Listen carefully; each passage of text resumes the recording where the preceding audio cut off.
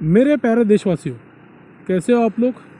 चलिए मुद्दे पे आते हैं दोस्तों। मैंने बाइक चलाते चलाते ये जो वीडियो बनाया है लास्ट, तो उसके ऊपर कमेंट तो कुछ नहीं है, दिख नहीं रही है अभी तक।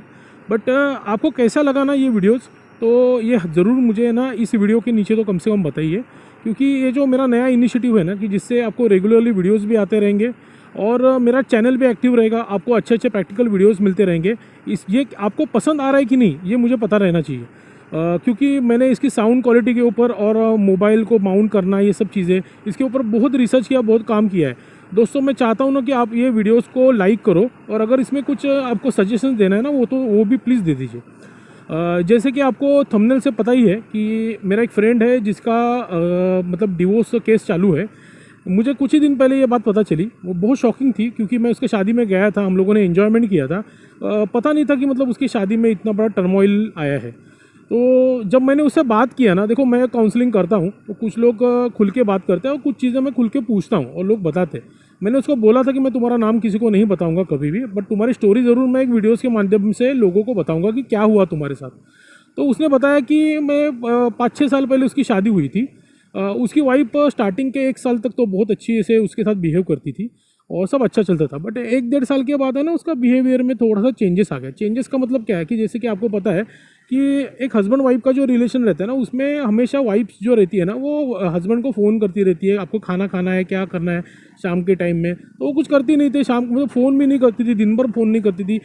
शाम को भी, मतलब रात को मैं घर पे जाता था बोलता है, तो उस टाइम में भी मतलब इतना कुछ, मतलब हम दोनों में बातें ज़्यादा नहीं होती थी, एकदम मतलब शांत शांत सी हो गई थी।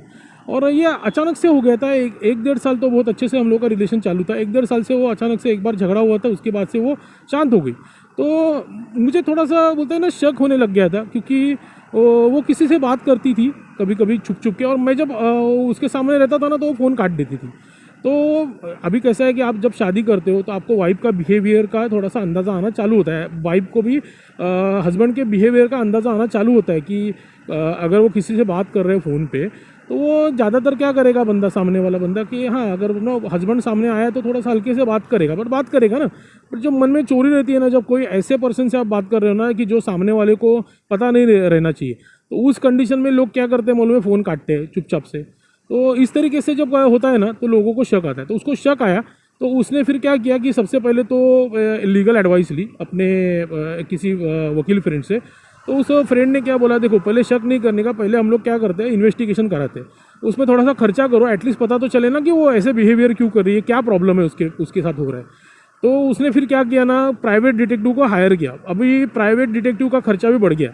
पहले 10 से 20 हज़ार में काम हो जाता था, उसको 40 हज़ार रुपये टोटल खर्चा आया, और टोटल उसका वो समय गया कम से कम 5 से 6 महीना।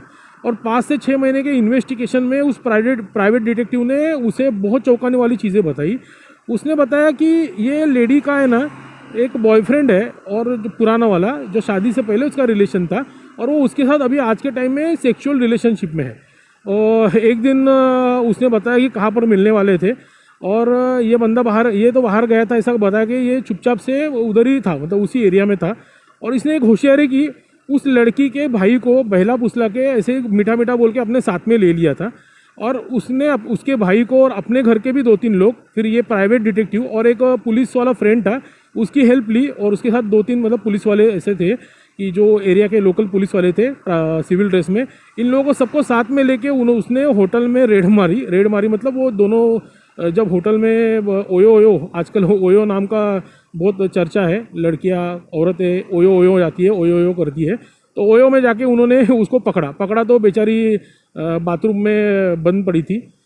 डर के मारे इन लोगों ने दरवाज़ा जब खटखड़ाया था, डर गई थी, बट वो खोलना ही पड़ा दरवाज़ा, क्योंकि ये लोग सब बाहर खड़े थे, और तीसरे मंजिल से तो कूद नहीं सकते थे दोनों भी। लड़का भी टॉवेल में था, उसको भी पकड़ लिया, इसने वीडियोज़ बना लिए, सब कर लिया। अब एक अच्छा किया उसने कि मतलब उसके भाई को साथ में लेके गया, ताकि अभी वो ज़िंदगी भर जलील रहेगी, और वो झूठ नहीं बोल सकती ना अपने मम्मी डैडी को अभी, कि भाई मैं कुछ ऐसा कर नहीं रही थी, मेरे हस्बैंड ने मेरे को फंसाया, फ्रेम किया। तो उसके भाई के सामने ही उसने, सगे भाई के सामने उसको पकड़ लिया। अब दोनों का डिवोर्स केस चालू है। और हमारे देश का जो लॉ सिस्टम है, भले कोई लड़की या कोई औरत कितनी भी गुनहगार हो, बट उसको हम लोग गुनहगार साबित नहीं कर सकते। इसमें सफरिंग सिर्फ हस्बैंड को या बॉय को ही होना पड़ता है। इस केस में भी वही हो रहा है। इतना सब होने के बाद भी मुझे लगता है शायद उसको कुछ कंपनसेशन देना ही पड़ेगा, फ्री में तो ये छूटेगा नहीं, बट जो भी है उसका हो जाएगा। अब ये जो एक्स्ट्रा मैरिटल अफेयर है ना, उसके बारे में अगर आप बात करेंगे ना तो बहुत अजीब बात है। ये दोनों का जब शादी तय हुआ था ना, तो दोनों ने अपने पास शेयर किए थे। उसने बताया था कि मेरे 2 बॉयफ्रेंड हो चुके हैं और ये तीसरा ही बंदा था उसके लाइफ में, और इसके भी लाइफ में वैसे ये भी कोई दूध का धुला नहीं था, इसने भी 2-3 अफेयर्स किए थे। तो दोनों ने अपने अपने पास्ट को एक्सेप्ट करके शादी की थी। तो उसने मेरे को वही बोला कि मैंने उसका पास्ट को एक्सेप्ट किया था। तो जब उसको पकड़ा ना, तो वो झूठ बोलने लगे, बोलती है कि ये मेरे को मेरा बॉयफ्रेंड था पुराना, ये मेरे को ब्लैकमेल कर रहा था। तो ये इसने उसको क्या बोला कि भाई मैंने जब तुम्हारा पास्ट को एक्सेप्ट किया था, हमने तो डिस्कस किया था ना, ये बॉयफ्रेंड के बारे में तो तुमने मुझे बताया था। तो अगर ये तुमको ब्लैकमेलिंग करे तो ब्लैकमेलिंग मतलब क्या करेगा, बोलेगा तुम्हारे हस्बैंड को फोटो दे दूंगा, वीडियो दे दूंगा, या बात कर दूंगा, बता दूंगा, यही था ना। तो वो तो बात मुझे पता थी, तो तुम मुझे बोल सकती थी ना कि ये मेरे को ब्लैकमेल कर रहा है, तो हम इसके ऊपर लीगल कार्रवाई करते, मैं तुमको इससे बाहर निकलता। तुमने इसके साथ सेक्सुअल रिलेशन रखे, इसका मतलब तुमको रखने थे। अब मैंने उसको पूछा कि भाई ऐसा क्या था उस लड़के में कि वो उसके साथ वापस सेक्सुअल रिलेशन में आ गई। तो ये बोलता है भाई 1-1.5 साल तो हमारा सब अच्छे चल रहा था, बट मेरा जॉब बोलते सेल्स वाला है, मैं हमेशा मुंबई के बाहर रहता हूँ, वो नासिक पुणे जाना रहता था। हफ्ते में 2-3 बार तो ये बोलता है नासिक पुणे रहता था, और उसके बाद मैं 2-3 दिन ही घर पे रहता था। तो ये फैक्ट था कि दोनों का बीच में उतना बॉन्डिंग नहीं हो पा रही थी, 1-1.5 साल हो गया था उसके बाद भी। तो फिर वो लड़की की जो सेक्सुअल रिक्वायरमेंट थी ना, वो ज़्यादा थी, उसको सेक्स चाहिए था। और पति अगर हफ्ते के 2-3 दिन भी नहीं रहे, और आने के बाद तो 1 दिन तो आराम करने के लिए चाहिए ना, ट्रैवल करेगा, तो मतलब देखा जाए तो ये पूरे हफ्ते में 1 या 2 दिन ही अवेलेबल उसके लिए रहता था। 1-2 दिन में इन दोनों में ज़्यादा कोई सेक्सुअल रिलेशन नहीं होता था। स्टार्टिंग में ज़्यादा हुआ था 5-6 महीने, उसके बाद थोड़ा थोड़ा, तो आपको भी पता है 6 महीने तक तो सेक्सुअल रिलेशन अच्छा रहता है, जब सब नया नया रहता है शादी। उसके बाद इन दोनों में रिलेशन थोड़ा सा डाउनवर्ड्स में ही था। तो वही एक रीज़न था कि उसको सेक्सुअल प्रेशर नहीं मिल रहा था अपने हस्बैंड की वजह से, और उसकी वजह से उसने एक नया रास्ता निकाला, उसने पुराने बॉयफ्रेंड को वापस अपने लाइफ में लाया, और वो उसके साथ ओयो ओयो करके ये करती थी। भाई मतलब इसमें कोई लॉजिक नहीं लगता, बहुत बुरा लगता है यार। मतलब आपको अगर किसी बंदे से प्यार था, आपने उसके साथ रिलेशन रखा, तो आप उसके साथ ही शादी करो ना। आप किसी तीसरे बंदे से शादी करके वापस उस दूसरे बंदे के साथ रिलेशन कर रहे हो, कल कोई भरोसा नहीं, कल उससे भी कंटाल गई तो पहले वाला जो बंदा है, पहला वाला जो बॉयफ्रेंड था, उसके पास भी जाओगी। आपका कैरेक्टर क्या बचा है मैडम? कुछ नहीं ना, आपका तो कैरेक्टर कुछ बचा ही नहीं ना। आपने ना ही सिर्फ अपने हस्बैंड की लाइफ बर्बाद कर दी, वो जो जिसके साथ उन्होंने अफेयर रखा, अपने सेकंड बॉयफ्रेंड, उसकी भी शादी हुई थी, उसने इसके साथ अफेयर करके इसको छोड़ के खुद भी वापस लव मैरिज करके शादी की थी। अब जब पुलिस वालों ने इसको पकड़ा, इसके ऊपर कंप्लेंट हुई थी, 1-2 दिन वो भी तो अंदर था पुलिस स्टेशन में, तो उसके वाइफ को पता चला रहेगा, और वाइफ को पता चला रहेगा तो वो भी शायद मुझे लगता है डिवोर्स के लेवल पे ही आया रहेगा, या तो मतलब उसका भी तो मैरिज लाइफ डिस्टर्ब होगी ना। एक लेडी, उसकी जो सेक्सुअल रिक्वायरमेंट्स है उसकी वजह से तकरीबन 2 से 3 जिंदगी खराब हो गई, और दोनों परिवारों की जो बोलते हैं ना इज्जत गई है, जो उनका कैरेक्टर लॉस हुआ है, वो तो आगे की बात हो गई, वो तो एक अलग बात हो गई, वो तो है ही। समाज में अगर हम लोग का जो सोसाइटी है ना, वो तो समाज ओरिएंटेड है, हम लोग सब साथ में रहते हैं, समाज में हम लोगों को एक दूसरे का सबका साथ सबका विकास की तरह रहना पड़ता है।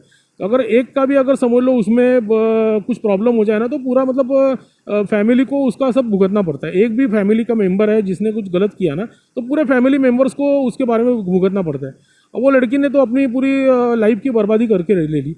कल सोचो अगर उसका डिवोर्स होने के बाद भी अगर वो वापस चाहती कोई शादी करे, तो अब उससे कोई शादी करेगा नहीं, क्योंकि ऑलरेडी 2 रिलेशन करके तीसरी शादी की थी, और प्रीवियस बॉयफ्रेंड के साथ संबंध रखे, ये सब सबको पता चल गया। अब वो लड़की को ज़िंदगी भर अकेला रहना पड़ेगा, कोई उसको मिलेगा नहीं साथ में साथ देने के लिए। तो ये जो आपने जो हुकअप कल्चर बना के रखा है, ये जो गर्लफ्रेंड बॉयफ्रेंड या फिर शादी से पहले जो सेक्स का जो चक्कर बना के रखा है, उससे आपको मिलता क्या है बताओ दोस्तों? तो दोस्तों कुछ नहीं मिलता है। प्रैक्टिकली आप सोचोगे ना, तो ये सब करके आपको ज़िंदगी भर के लिए प्रॉब्लम मिलता है। आपने ना ही सिर्फ अपना पास्ट खराब करके लिया, आपका प्रेजेंट और आपका फ्यूचर भी आपने ख़राब करके लिया। तो ये एक सबसे बुरी चीज़ है। आगे जाके ना दोस्तों, मैं ये हुकअप कल्चर्स और ये जो शादी से पहले जो सेक्स वाला इश्यूज़ है ना, उसके ऊपर भी प्रैक्टिकल वीडियोस बनाऊंगा कि इसकी वजह से कितने प्रॉब्लम्स होते हैं लोगों की लाइफ में। बहुत सारे उदाहरण हैं, मैं जो काउंसलिंग करता हूँ तो उसमें मैंने बहुत सारे ऐसे एग्जाम्पल्स देखे हैं दोस्तों। तो आपको ये मेरा नया इनिशिएटिव कैसा लगा, ज़रूर आप मुझे कमेंट बॉक्स में बताइए, कमेंट्स कीजिए, वीडियो को लाइक कीजिए, शेयर कीजिए, और जल्दी ही मिलते हैं नए वीडियोज़ के साथ। Best of luck.